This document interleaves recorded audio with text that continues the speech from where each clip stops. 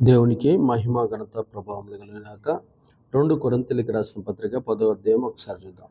2 కొరింథీయులకు రాసిన పత్రిక 10వ అధ్యాయం మనం చూస్తే అక్కడ క్రైస్తవులు ఉపయోగించే శక్తివంతమైన యుద్ధోపకరణాలు ఏంటియో మనం తెలుసుకుందాం.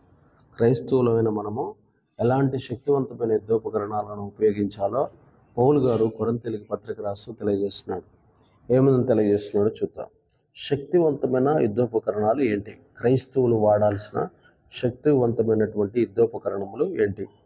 మీ ఎదుటనున్నప్పుడు మీలో అనుకోగలవాడినైనట్టు, మీ ఎదుట లేనప్పుడు మీ ఎడల ధైర్యం గలవాడినైనట్టు పౌలను నేను యేసుక్రీస్తు యొక్క సాత్వికమును మృదుత్వమును బట్టి మిమ్మల్ని వేడుకొనుచున్నాను.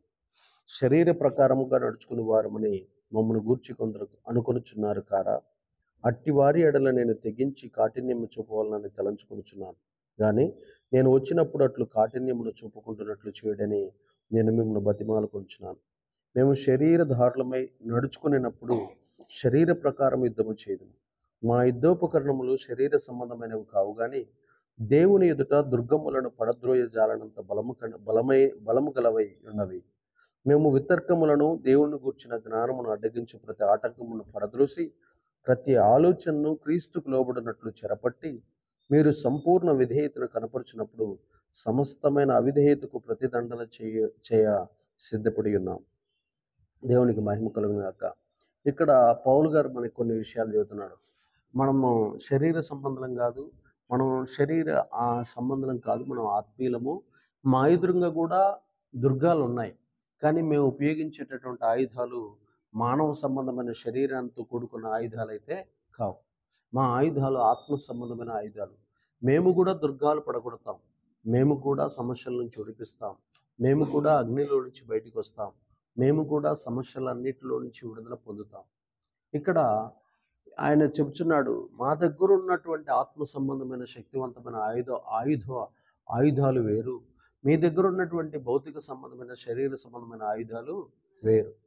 మీరు కత్తులు, కటార్లు, బాంబులు వాటిని వాడతారు. మేము ప్రార్థన, ఉపవాసము, స్తుతి, తర్వాత ఆ తర్వాత సువార్త, ఆ తర్వాత త్యాగము, ఆ తర్వాత పరిచర్య అనే వాటిని మేము వాడతాం. మా ఎదురుగా కూడా సాతాను దుర్గాలు కట్టాడు. మా ఎదురుగా కూడా సాతాను దుర్గాలు కట్టాడు. అయితే వాటిని మేము ఎలాగ జయిస్తున్నామంటే, మేము ఆత్మ సంబంధమైన ఆయుధాలతోటి మేము వాటిని గెలుస్తున్నాం, జయిస్తున్నాం. మా ఎదురుగా కూడా మాంత్రికులు ఉన్నారు, మా ఎదురుగా దెయ్యాలు ఉన్నాయి, మా ఎదురుగా కూడా సంఘాలు కడతంటే వాటిని కూల్చాలని ప్రయోగించే ప్రయత్నాలు చేసే దుర్మార్గులు, దుష్టులు, అవినీతిమంతులు, అక్రమదారులు ఉన్నారు. మమ్మల్ని కూడా వేధించాలని చూసేవాళ్ళు ఉన్నారు. కానీ మా ఆయుధాలు ఏంటి అంటే శక్తివంతమైన ఆత్మ సంబంధమైన ఆయుధాలు. మా ప్రార్థనతోటి మేము గెలుస్తాం, మా ఉపవాసాలతోటి మేము గెలుస్తాం, మా దగ్గర ఉన్న స్థుతితోటే మేము గెలుస్తాం, మా దగ్గర ఉన్న వాక్యంతో, మా దగ్గర ఉన్న దీనత్వంతో, మా దగ్గర ఉన్న కనికరంతో, మా దగ్గర ఉన్న మా దేవుడు నేర్పిన గుణాలతోటే మేము లోకాన్ని గెలుస్తాం తప్ప ఇక లోకంలో ఏ ఆయుధాన్ని మేము పట్టుకోం. దేవునికి మహిమ కలుగును గాక. చూడండి, అక్కడ అంటున్నాడు 4వ వచనంలో, మా యుద్ధోపకరణములు శరీర సంబంధమైనవి కావు, కానీ దేవుని ఎదుట దుర్గములను పడద్రోయ జాలినంత బలము గలవై ఉన్నవి. దేవుని ఎదుట దుర్గములను పడద్రోయగలిగినంత బలము కలిగినవై ఉన్నవి. మేము వితర్కములను ఏంటిని మేము ఛేదించేది? వితర్కాలను, దేవుని గుర్చిన జ్ఞానమును అడ్డగించు ప్రతి ఆటంకాన్ని పడద్రోసి ప్రతి ఆలోచనను క్రీస్తుకు లోబడినట్లు చెరపట్టి మీరు సంపూర్ణ విధేయతను కనపరిచినప్పుడు సమస్తమైన అవిధేయతకు ప్రతిదండన చేయ సిద్ధపడి ఉన్నాము. సమస్త విధమైన అవిధేయతకు ప్రతిదండన చేయ సిద్ధపడి ఉన్నాము. ప్రతి వితర్కాన్ని వాదిస్తాం, ప్రతి విధమైన, అక్కడ రాస్తున్నాడు క్లియర్గా మాట్లాడాడు, దేవుని గూర్చిన జ్ఞానాన్ని అడ్డగించే ప్రతి ఒక్కరికి బుద్ధి చెబుతాం. ఇంకేమంటున్నాడు? ప్రతి ఆటంకాన్ని పడద్రోసి ప్రతి ఆలోచన, ప్రతి చెడ్డ ఆలోచనని క్రీస్తు దగ్గరికి చెరపట్టుకుని తీసుకొని వచ్చి మిమ్మల్ని సంపూర్ణ విధేయతలు చేసేంత వరకు కూడా, మీలో ఉన్న అవిధేయతను మొత్తాన్ని తరిమి కొట్టేంత వరకు కూడా నిద్రపోము అని చెబుతున్నారు. ఇంకా చూడండి 7వ వచనంలో, సంగతులను పైపైనే మీరు చూస్తున్నాడు, ఎవడైనను తాను క్రీస్తు వాడనని నమ్ముకొనని ఎడల అతడు ఎలాగూ క్రీస్తువాడో అలాగే మేము క్రీస్తువారమని తన మనసులో తాను తిరిగి ఆలోచించుకునేవాళ్ళను. పడద్రోయుటకు పడద్రోయుటకు కాక మిమ్మను కట్టుటికే ప్రభు మాకు అనుగ్రహించిన అధికారం గురించి నేను ఒకవేళ కొంచెం అధికంగా అతిశయపడినను నేను సిగ్గుపరచబడను. నేను రాయి పత్రికల వలన మిమ్మల్ని భయపట్టవలనని ఎన్నట్టు కనబడకుండా ఈ మాట చెబుచున్నాను. అతని పత్రికలు ఘనమైనవి బలహీనమైనవిను ఉన్నవి కానీ అతడు శరీర రూపం బలీయమైనవి ఉన్నవి కానీ అతడు శరీర రూపమునకు బలహీనుడు. అతని ప్రసంగము కొరగాన దానిదని ఎక్కడను మేమెదుట లేనప్పుడు పత్రికల ద్వారా మాటలు ఎందట్టి వారమై ఉన్నామో ఎదుట ఉన్నప్పుడు క్రియలు ఎందు అట్టివారమై ఉన్నామని అట్లను వాడు తలంచుకునవలను. ఆమేన్. దేవునికి మహిమ ఘనత ప్రభావములు కలుగునాక. ఇక రాస్తున్నటువంటి మాటలకి నీకు చూస్తే మా యొక్క యుద్ధోపకరణం మేము లేనప్పుడు అనేక రకాలైనటువంటి మాటలు మా గురించి చెడ్డగా మాట్లాడుతున్నారు. కానీ మా పత్రికలు చదవండి, అవి ఎలా ఉన్నాయో తెలుసా? ఘనమైనవి బలమైనవి ఉన్నాయి. మేము శరీర రూపంలో బలహీనులుగా ఉండొచ్చేమో కానీ ఆత్మరూపంలో చాలా బలవంతులం. మేము రాసే పత్రికలు, మేము మాట్లాడే మాటలు, మేము ప్రకటించే సువార్త, మేము చెప్పే బోధ, మేము ప్రకటించే అపోస్తలుల తత్వం, ఇవన్నీ కూడా చాలా ఉన్నతమైనవి, ఘనమైనవి, బలమైనవి. మా పత్రికల్లో బలహీనత కనపడదు, మా పత్రికల్లో హీనత్వం కనపడదు, మా పత్రికల్లో కఠినత్వం కనపడదు. ప్రతి దాంట్లో మేము హెచ్చింపును,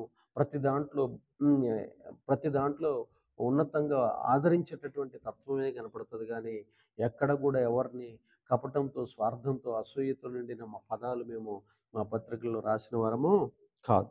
దేవునికి మహిమ కలుగును గాక. ఎవరైతే మమ్మల్ని విమర్శిస్తున్నారో, మేము తప్పుడోళ్ళని చెబుతున్నారో, వారు ఎలా అయితే క్రీస్తు వారు అయి ఉన్నారో మేము కూడా అలాంటి క్రీస్తు వారమై ఉన్నాం. వారిలో క్రీస్తు ఎలా అయితే నివసిస్తున్నాడో మాలోపు కూడా క్రీస్తు అలాగనే నివసిస్తున్నాడు. పడద్రోయుటకు మీకోసం ఈ పత్రికలు రాయట్లేదు, కానీ మిమ్మల్ని బలంగా కట్టడం కోసమే ఈ పత్రికలను నేను రాయుచున్నాను. ఇంకేమంటున్నాడు? క్రీస్తు మాకు అనుగ్రహించిన అధికారంను గురించి నేను ఒకవేళ అధికంగా అతిశయపడితేనే పడనేమో, కానీ నేను చెప్పే పత్రికల్లో మాత్రము సత్యమే ప్రకటిస్తున్నాను. చెప్పండి, ఆయన ఎంత సూటిగా వారితో మాట్లాడుతున్నాడు చూడండి.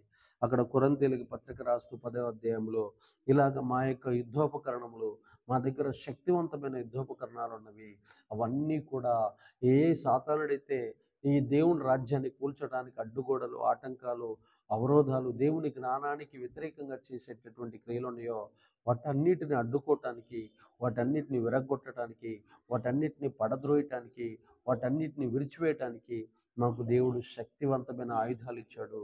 అవి ప్రార్థన, అవి ఉపవాసము, అది స్తుతి, అది ఆత్మీయత, అది దర్శనము, అది ప్రత్యక్షత, అది దేవుని స్వరము.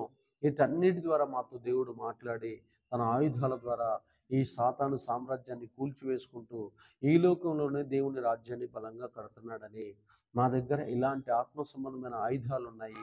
అవి శక్తివంతమైన ఆయుధాలు.